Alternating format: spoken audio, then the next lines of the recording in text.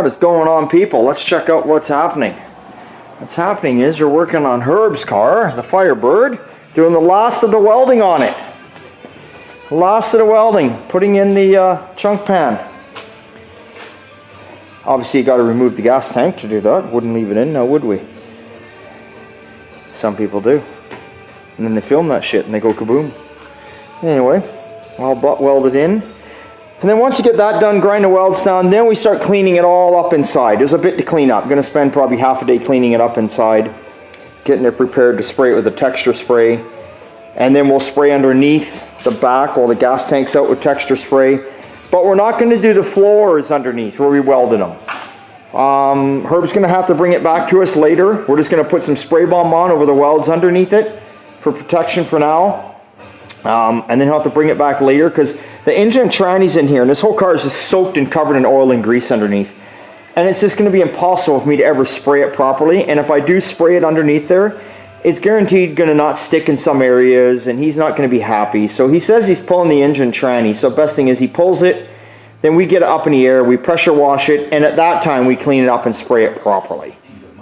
All right, no point doing a half-ass job. But inside the wheel wells and in the trunk area, underneath, we can do a nice job on that for now.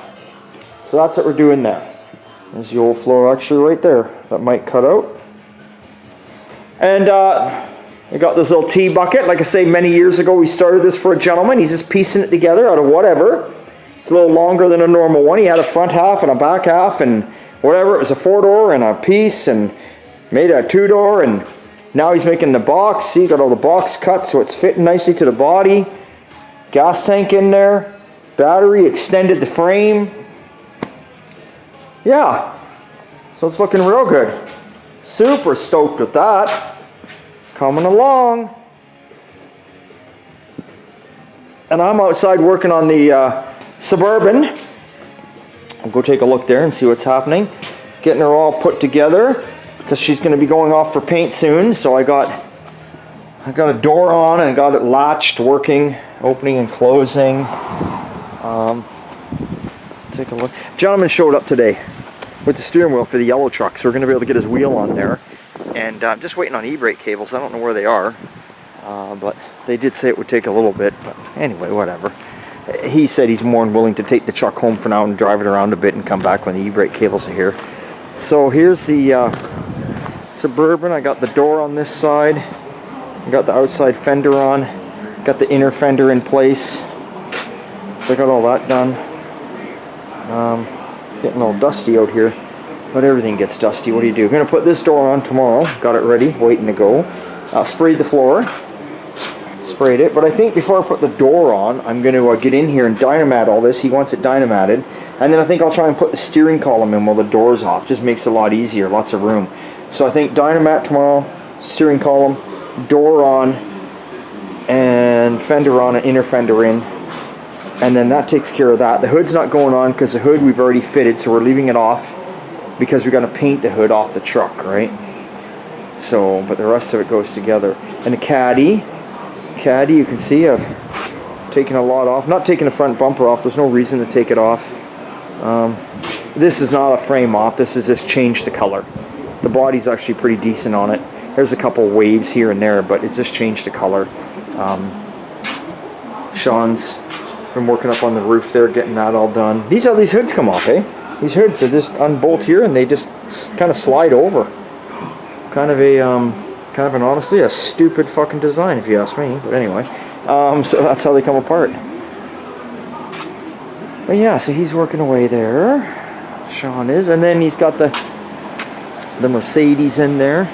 That's right, the Mercedes is going for paint here pretty quick now, getting her all blocked out.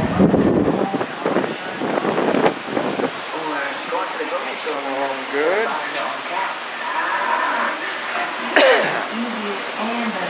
Getting ready. There we go. Beautiful, beautiful. Yeah.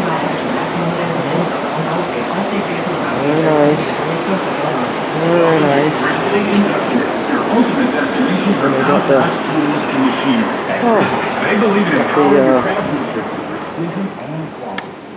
the We got the hood here for the Caddy right here. He's been working on that.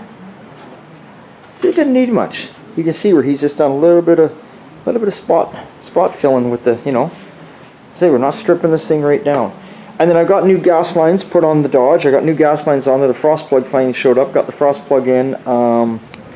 Next is to next to see what's going on with the transmission, I guess, and then from there get that working, then get the exhaust fixed. The car does run.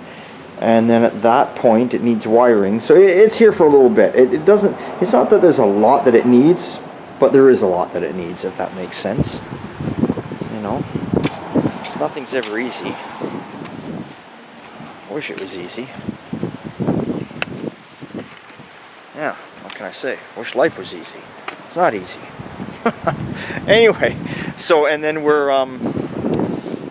got a 36 Ford here. We'll show you that too. Okay, and we'll show you the 36. This car came in for the gentleman just bought it. Beautiful car.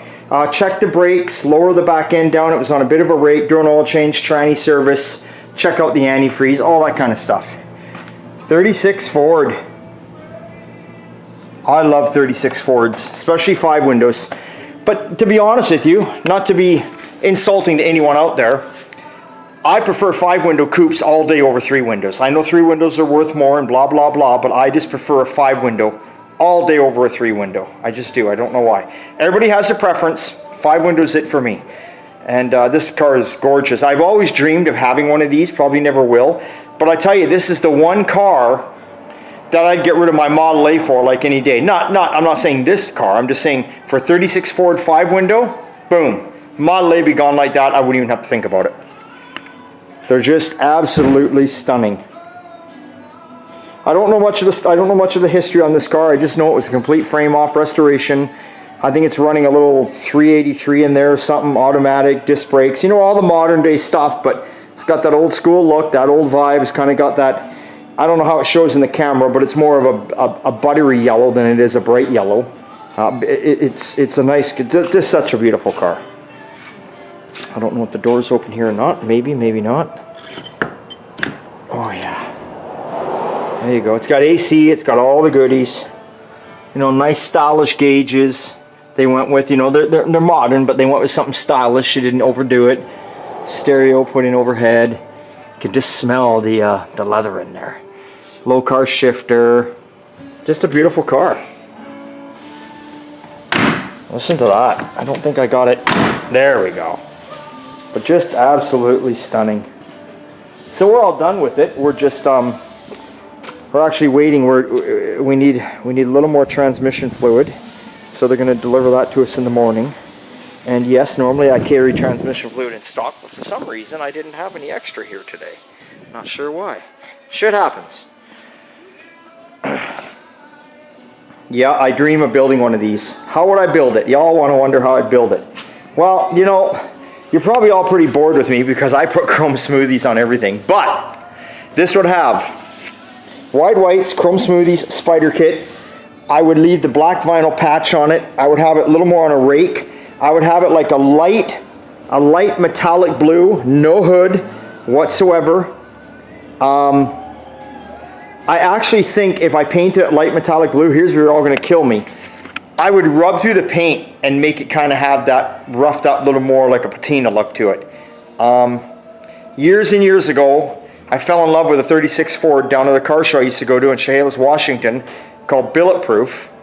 And it was like a light metallic blue washed out, and it never had the wheels on it I'm talking about, but he had no hood.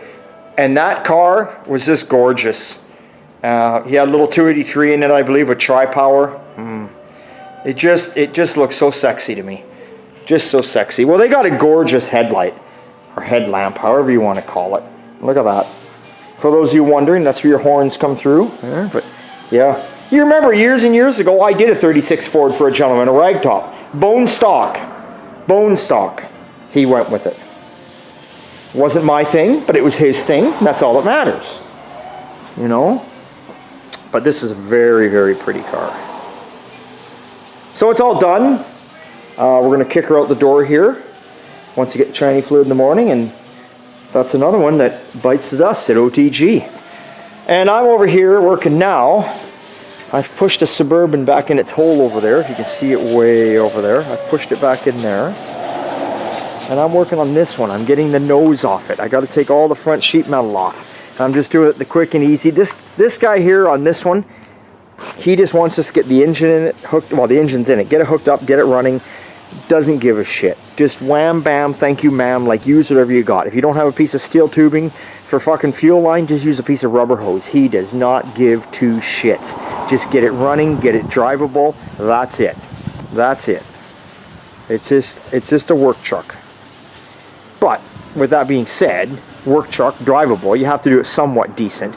But he's not worried if it's not all the right fasteners or the right, you know, lines and shit like that, whatever. Some of that cheap Lord Go shit that you buy, the steel lines you put together, he's quite content with that. So anyway, I'm getting the nose off it because it needs a different rad support. The rad support's rotten, that's in there, but he's brought me a real good one. I mean, this is how quick and nasty we're doing it.